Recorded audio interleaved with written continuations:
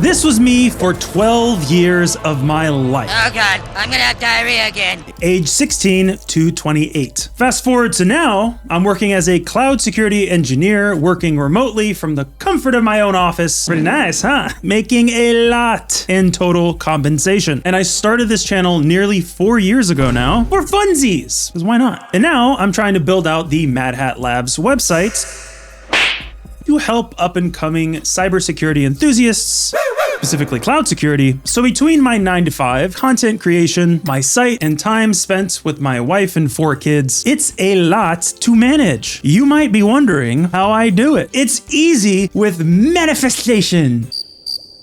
Manifestation. Kidding, I'm weird, but I'm not special. In this video, I want to explain something that has occurred to me that I've realized about my life, how my brain works, not well, mind you, and how I went from a severe World of Warcraft addict to where I am today. But more importantly, how if you're anything like me, you can too. Spoiler alert, Don't spoil it. it has something to do with the old ADHD. That's over now, and you've ruined that for me. I feel the need to explain to you something that stood out to me about my time spent playing video games. So stick with me, maybe you'll understand. I played obsessively, but not mindlessly. Let me explain. I was very analytical about how I played video games. That's not what I wrote in my script at all.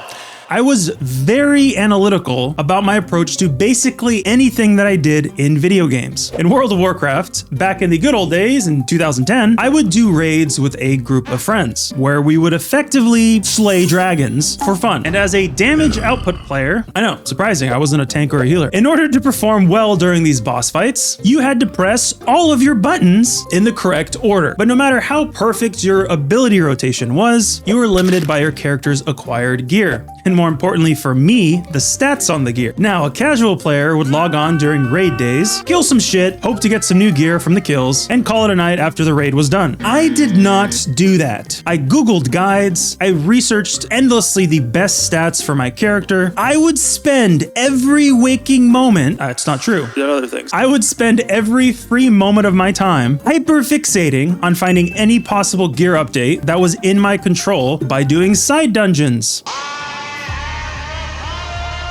farming gold in any way that I could find to obtain any gear upgrades being sold in the public auction house. Farming for hours is mindless, repetitive, and requires an absurd tolerance for delayed gratification. Just to get a little bit of gold, I had to be the very best in our guild to get Deathbringer's Will. I wanted this shit bad. I was obsessed. This would single-handedly bump my DPS up over 9,000, and I would finally feel nothing. Getting things doesn't make me happy. It just fuels my insatiable desire to be better than everyone else around me. I got to the point that I had a spreadsheet that I referenced to make sure with 100% certainty that a piece of gear upped my damage output if I was to put it on. There was no guessing game here. And I say all this to point out that while I have a lot going on, I have a tendency to hyperfixate on things, which makes it so I don't give up when a normal person might. And in order for anyone to do anything well in cybersecurity or anything worthwhile doing, you genuinely have to obsess like I did with World of Warcraft. Now, this isn't me saying that anyone who's addicted to video games will excel in cybersecurity or anything technical. Over half the population, basically, of adolescents are addicted to video games. And no, I did not have the sudden realization halfway through my younger adulthood where I was like, Hey, I should just move my obsession from this dopamine-rich video game to boring-ass logs in a terminal. but looking back, the way my mind processed video games is exactly how it processes learning and actively working in the cybersecurity industry. Let me make a few more comparisons. Grinding for hours for no real reward is the equivalent of sifting through process logs or scanning for vulnerabilities, often finding nothing at all. No reward, and the chance of a reward. When I did player versus player, 3 versus 3 arena, I had to understand specific classes' offensive cooldowns and defensive cooldowns in order to stand a chance at winning the match. Without that knowledge, you'd get shit on, which should happen a lot. That's like threat modeling in cybersecurity. Understanding what those attempting to break in can do to put up defenses to mitigate that type of attack and intrusion. I could go on. Now, all of this can be explained with how my mind and a subset subset of the population works. Those with the dreaded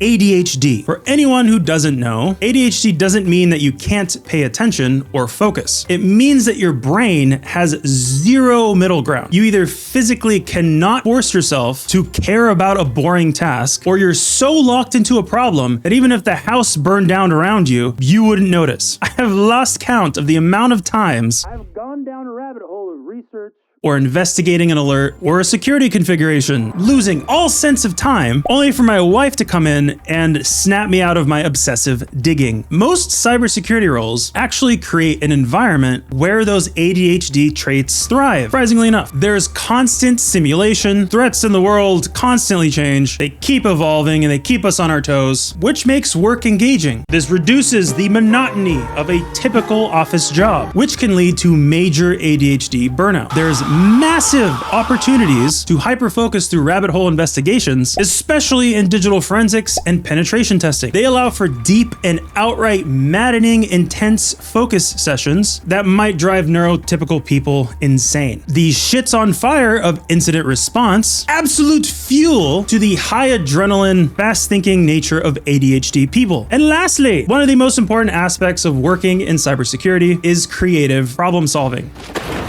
ADHD brains tend to excel at thinking outside of the box and creative solutions to mitigate said vulnerabilities. So if you're thinking that your brain is just broken because you overthink everything and can't stop obsessing about the details, you might just be cut out for cybersecurity.